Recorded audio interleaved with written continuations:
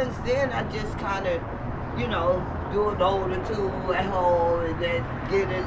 Now I'm here to get caught up. Awesome. Good to see you, Denise. It certainly helps. I appreciate you guys. Absolutely. Really That's awesome. Yeah, we'll get all set up and get you guys going. And welcome, and glad you guys are here.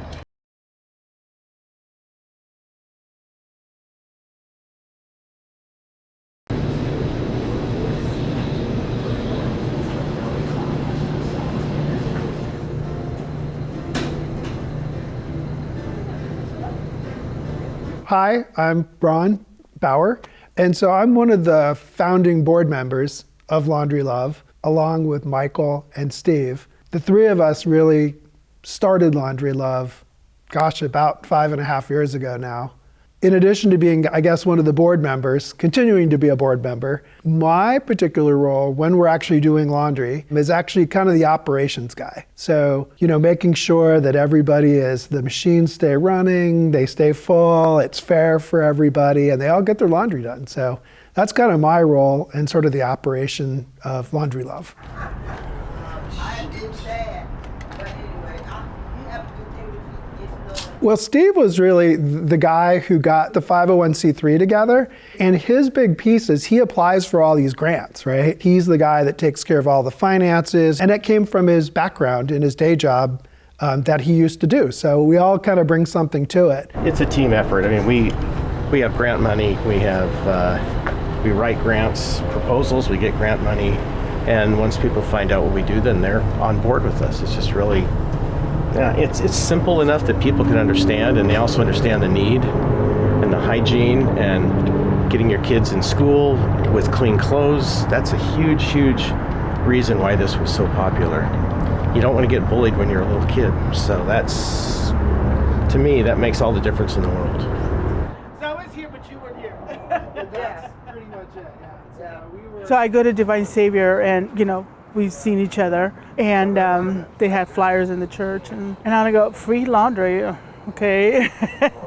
And it was a hard time, and it's still a hard time, but what would it hurt, right, to go and find out what, because when you hear free, is it really free?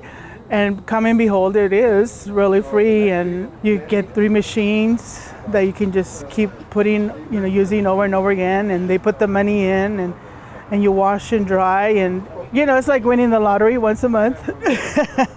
It helps, everything's going up, but we can count on this, that at least I know I can buy milk, or maybe put gas when otherwise I'm not sure. You're ready to start whenever you want there. Okay, thank you. My name is Denise Abdullah, and there was a nifty little sign put on the laundry room at an apartment complex I lived at, and it was about Love Inc. Laundry. So I happened upon that, and then I happened upon this. Pretty nice setup. The people are good. It runs like a well-oiled machine.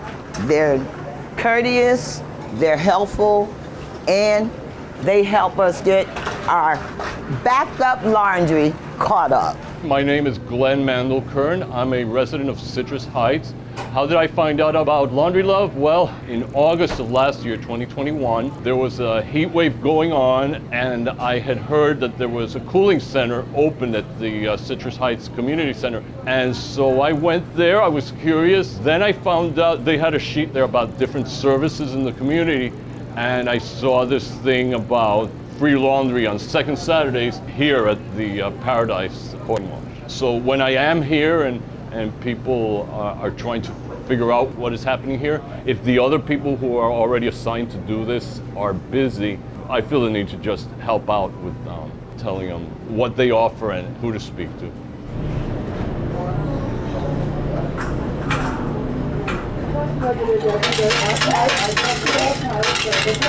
I am converting dollars in paper money into coins because the machines take coins. We don't touch the clothes and they don't touch the money. So between the three of us, what's really interesting is we all bring sort of different gifts to this particular operation or movement or whatever you want to call it. So all of this started, gosh, about a year before we ever got Laundry Love off the ground. It was about 7 years ago. We had a breakfast group, met Thursday mornings at that time at a Denny's, and one of the guys had done a video to let people know how many homeless were in this Orangevale, Citrus Heights area. And it was in November, and I remember thinking about, we were talking about, well, what can we do for the homeless people, right? And we talked about backpacks and socks and all those kinds of things. And what ended up happening is there was a guy at a table next to us, and I believe his name was Steve, actually. I still remember the guy. And a guy from the very next booth came over to us and he said, I couldn't help overhearing your conversation. He said, I'm homeless. And he said, I don't need more hats or socks or any of that stuff.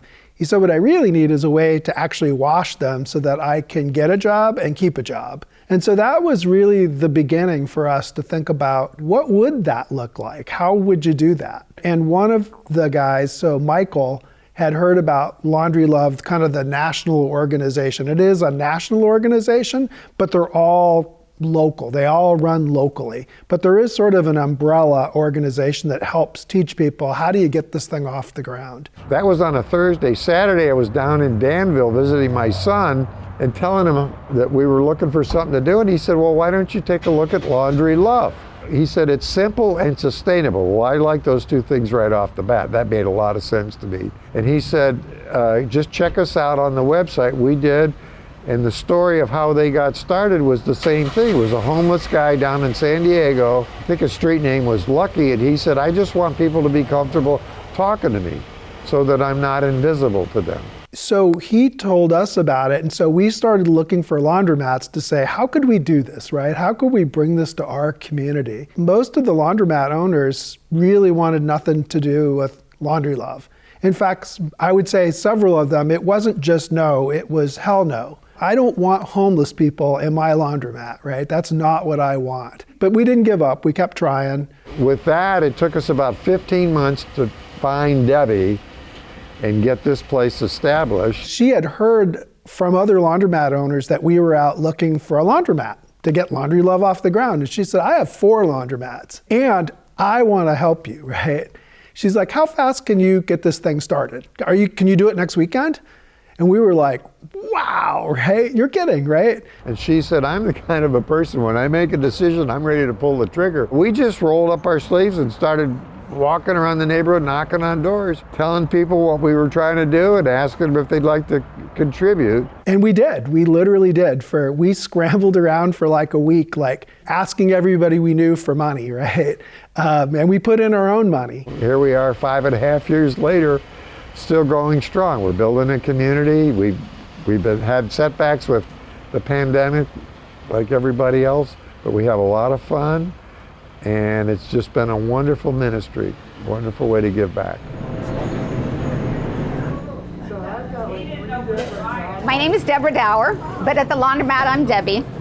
And I was in corporate world for 24 years, and when I was laid off during the recession, I ended up deciding I wanted to go into my own business and opened up laundromats. So we've had 6 laundromats. This one here in Citrus Heights has been very successful. It's really been a great service for the community because when we purchased it, it was one of those scary laundromats that you didn't really want to go to. And so we completely gutted it, put in all brand new equipment, gave it a brand and a family-friendly feeling. Laundry Love, when Michael contacted me about 5.5 years ago, I got this phone call from this man who said he was with a nonprofit. They were with a local church nonprofit, and they wanted to do laundry for people in need.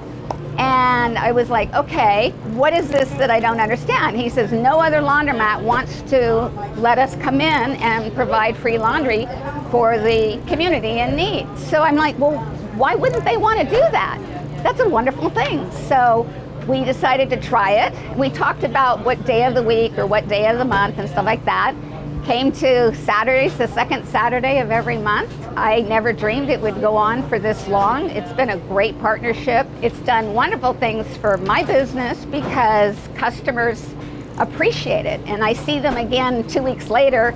You know, they probably wish it was the free laundry day, but they really appreciate what this church group and the Laundry Love organization has provided to Citrus Heights. And I would love to be able to do that at other laundromats across California and beyond. When we hooked up with Debbie, Debbie said, I want to pull the trigger next month, and we had about 4 weeks. So when she said that to me, we had no money and no organization. And I had been out hyping this thing, telling this guy how great it was going to be. And it was a Saturday morning, I was laying in bed, and it hit me what I had done. God's got me right where he wants me. I'm going to have to ask him for help, and I did. And I just started laughing. I'm, just laying there, just cracking up in bed, laughing. And that's what I did, and he's brought the people into our life that have made this thing happen. Volunteers and people that will contribute money. Yeah. So Christine is going to go in this one. There you go, Christine. All right, thank This is you. what we got. Okay. With the lids up there, all yours. Thank you. Yeah, you're welcome. Okay, now this thing is real, right? It's actually going to happen. It's for real now. What do we want to do with this thing? How do we make it sustainable so we're not just running around begging our friends for money every week, right, or every month? And so that's where I think we really started, the roles came into place where, Michael, his leadership is really excellent, right? And so he's actually the president, right? And we all have little roles within the board, right? But he really is the guy who does a lot of the talking to different groups. We've talked to Rotary Club. He really does, like right now we're looking to expand out into the Natomas area. We've got another laundromat owner who's interested. So now we've got another laundromat. We just need to find, is there a group that wants to get it off the ground like us? And we will help them.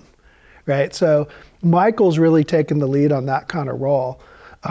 Steve, his expertise, what's really interesting is he was the one that did all the paperwork to make us a 501c3, right? Our own 501c3. And we really talked about how do we want to set this thing up? Should it be part of our church? We could just make it like a ministry of our church and we can use their tax ID number and all of that. And I will say one of the best decisions we ever made was to not do that, was to be our own 501c3. And that has been what made this live, because it's not just our church, it's all of the churches sort of in the area. We have like Bayside, gives us a check every month. The Fair Oaks Church, check every month, right? And there's all these other groups that end up coming out as well. So Share Institute, does a grant and they come out every year. Another group, which I had never heard of, Modern Woodsman, didn't even know there was such a thing. But apparently they found out about us and they give us a grant every year and come out and staff one of the weekends.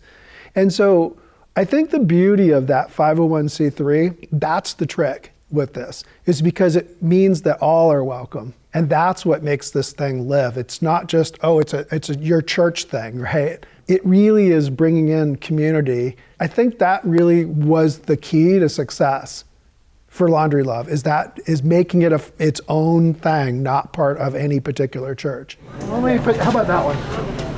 27. Hang on, I gotta go get my stuff and stuff, okay? Okay, I won't. So don't fill it up yet. And There you go. Come over here to guard this one. It's a varied community. You have from homeless to people that just simply need help. So I'm kind of in the middle, but to get through this, that's what my help is. The community, as you can see, is diverse, and we do kind of support each other and try to help each other, get our stuff in machines, help load if they need it, help fold if we need it. That's how we help if the help is wanted. But the community is diverse and thankful and grateful that Love Inc. is here for us.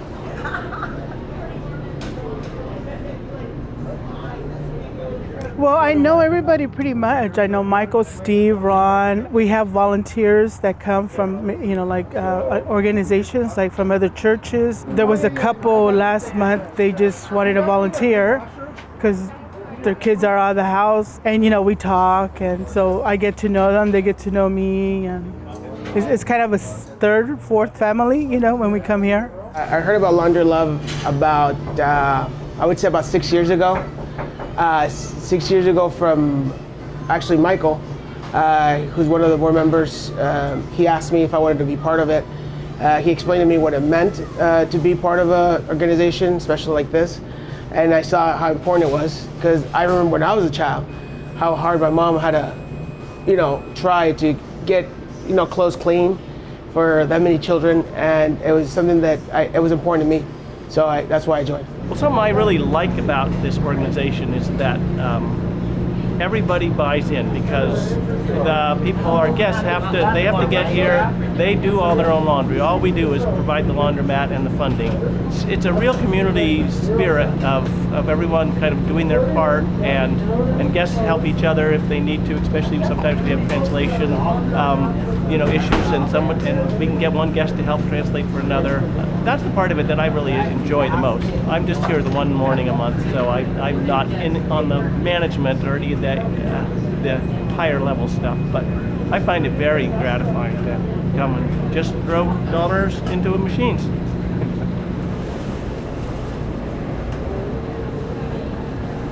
Well, I haven't really talked to any that were approached that said no, so I don't really have any firsthand knowledge. But I think some of it was probably their first reaction was thinking that it was going to cost them money, that they were going to lose business. One of my concerns was weekend. They wanted to do it on a Saturday or Sunday. Well, Saturdays and Sundays are a laundromat's busiest days. And so there was some concern about, was it going to take away from the normal flow of the business on those weekends. So that's why we went to the second Saturday, because everybody gets their paycheck on the first. And that is a really busy weekend. And I couldn't have it, this place is only so big, I couldn't have it so busy that people left.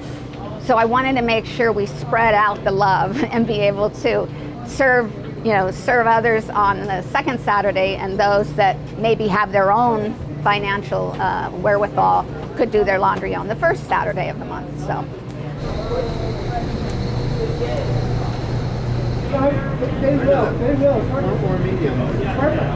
The first wave comes in early, and then we got a bunch of people waiting when we get here. Those are the ones that kind of knew about it, and they're kind of ready to roll. And we get them in, and we get, if we're lucky, all the machines get filled up. They're wrapping up in about an hour and a half or so. And then there's a whole nother wave of folks who sort of remember late that, oh yeah, it's happening today, I've got to get there before 11. So they come rushing in between 9:30 and 10:30.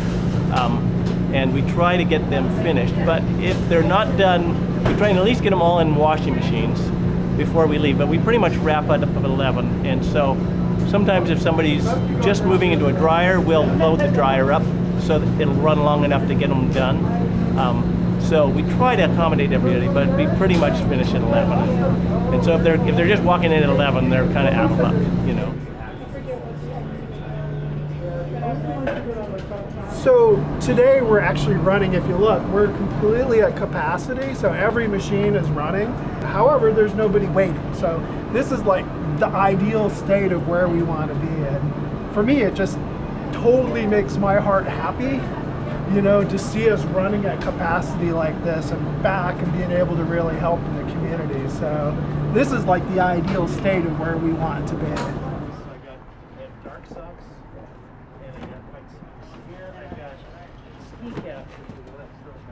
Since April of 2020, we've had an option for people to get a debit card. We call them a club card. It says Paradise Laundry. Now we're able to tell the people, keep your card, and when you're out of money, we will add $20 more onto your card. So they reactivate it and they can keep using it. With this way, people can do their laundry all throughout the month. They can reactivate it whenever they want. and they can still come here to the laundromat and do their laundry on Saturday. So it's proven to be a real hit because while our numbers are a little lower here because many people are using this debit card, our overall business has actually grown. People will come here to get a card. They will come here to make sure that their card got reactivated. One family has 6 children. They're all in junior high and high school. And so just think of their laundry bill every month. And they're playing sports and very active kids. It's a blessing for them. So this has proven to be a big, big help for people, especially large families. Laura, I'm going to put her at 31. Okay. She'll be in just a second. She's getting her spot. Speaking of just like interesting challenges, things we had never thought of, right? One of the things that has become really common practice for us now, especially with our homeless folks, is when they come in, and the first time it was sort of shocking, and now it's just sort of like we expect it. But you know, when they would like strip down in the middle of the laundromat, because like that's the clothes they have, and we were just like, wow, okay. And so we really weren't prepared for that. And so I think once the first time that happened, we had a discussion. We're like, okay, how do we work through that, right? That doesn't become an issue. And so one of the things that we had decided is we buy like t-shirts and sweatpants and things like that. So Steve always has a cache of them in the back of his car. And so when we see that starting to happen, we can intervene and say, hey, can I give you how about if I give you some new sweatpants today so that you can get all of your clothes washed, right? And that has turned out to be something that has been really helpful. We just had that a couple of weeks ago. Or a couple of months ago, I guess. One of the guys that was in there, and he's like, wow, I really need to wash my clothes. I have an interview this afternoon, right? Down at the Safeway, right here in this same strip mall. And he's like, I need to get my clothes washed so I can do that interview. And we're like, absolutely, let's get you all set up. Here's some sweatpants. The great part of the story is we caught him the next month and he got the job. So those are kind of the weird challenges that we've kind of, things you don't think of along the way that just crop up and you're like, oh, how do we deal with that? The biggest challenge is what everybody else is feeling, and that's the cost of utilities. Our gas prices to heat the dryers are gas, to heat the water is gas. So what I've done is my cold water and my warm water are our low price. If you need hot water, it's $1 more because it costs me more money now with what the price of gas is. So the utilities, the water, the electricity, the gas, the sewer costs. So those rising costs are not really keeping up with the prices of a laundromat, because a laundromat is usually by the quarter.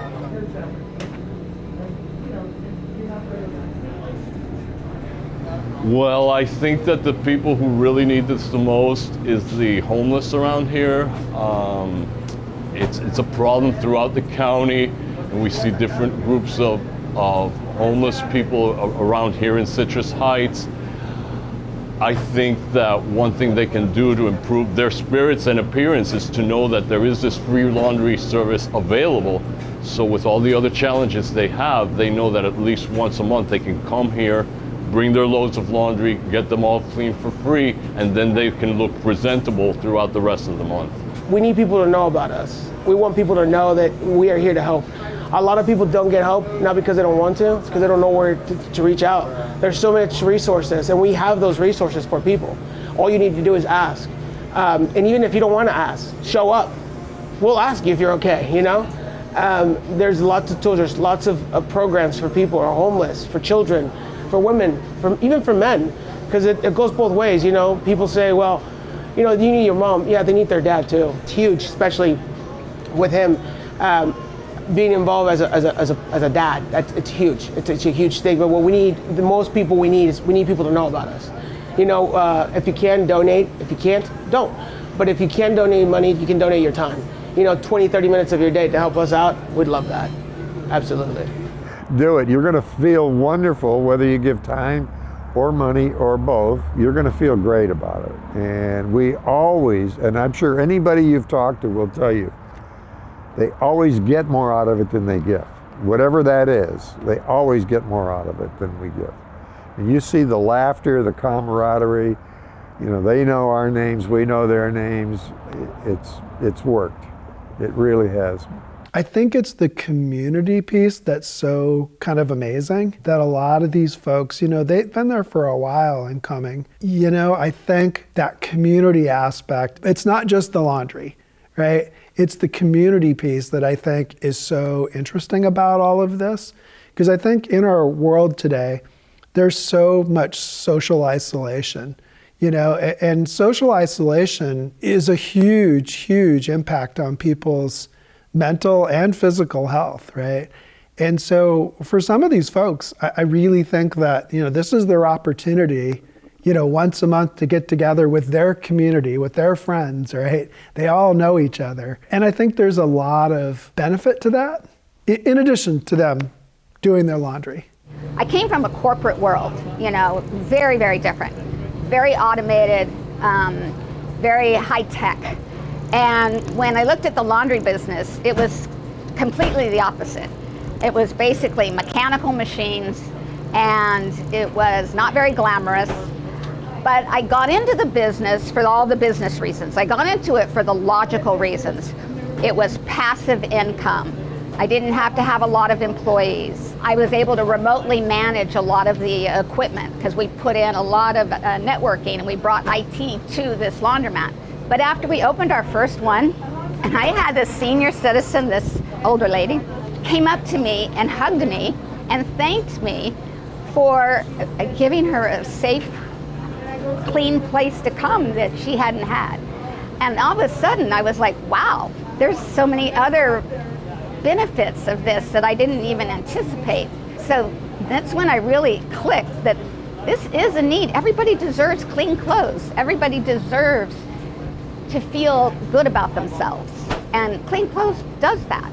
And so, yeah, I just found out that, you know, I came into here for a business reason, and I love it for the social benefits and what we're able to do. And with Laundry Love, their organization, it's just made it even more gratitude than I could have ever imagined. So She was looking to give back to the community in some way. The social side of her business. Her association does reading for kids, and we thought that was a great way. So we used to bring books for the kids, because these people will bring their kids a lot of the time rather than because they can't afford a babysitter, obviously. So there were just a lot of things about her that made sense. She was a businesswoman that wanted to give back to the community. And she owned at that time, I think, about 4 of these. And she said the one in Greenback is where your demographic is, right there. That's where the need is, right there. And she's right on with that, yeah. You know, to me, it's not necessarily to help us. I think the question is, how would you do this in your community? Who might want to be involved? I think that's really more the next step of this is, how would you do this? How might you do this in your own community, right? And the reverse is, we're here to help you.